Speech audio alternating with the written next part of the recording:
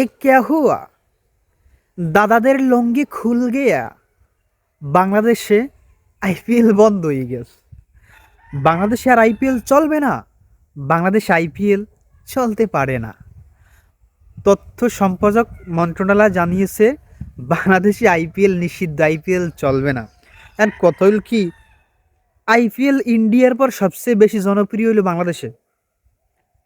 এই বাংলাদেশে যদি না চলে তাহলে আইপিএল দেখবে কেরা? দাদা, তোমাকে আইপিএল দেখবে কেরা? তোমাকে তা তোমরাই দেখো। আর কত হইল কি দাদা, ওই আগের দিন কিন্তু নাই। তোমরা হুঙ্কার দিলে আমরা চুপ থাকবো, সেই দিন কিন্তু নাই। এখন হুঙ্কার দিলে আমরাও হুঙ্কার দিব। তোমরা আমাকে একটা প্লেয়ারকে খেলতে দাও নাই, তোমাকে দেশে আমাকে পুরো টিমই যাইবে না, বুঝছো? এই হলে আমরা বেশি হুঙ্কার টুঙ্কার দিও না। তোমরা হুঙ্কার দিছো একটু, আমরা কিন্তু দিছি বড়। তোমাকেও যে আইপিএল আমাকে দেশে নিষিদ্ধ, ভবিষ্যতে তোমাকে দেশের টিভি সিরিয়াল চ্যানেল সব কিছু নিষিদ্ধ হয়ে যাইতে পারে যে কোনো সময়। বেশি হুঙ্কার টুঙ্কার দিও না, বেশি লাফাইও না। তোমাকে ওই চোখরাঙানি কিন্তু আমরা ভয় পাই না, বুঝছো? এগুলো আমাকে লাগে দিও না।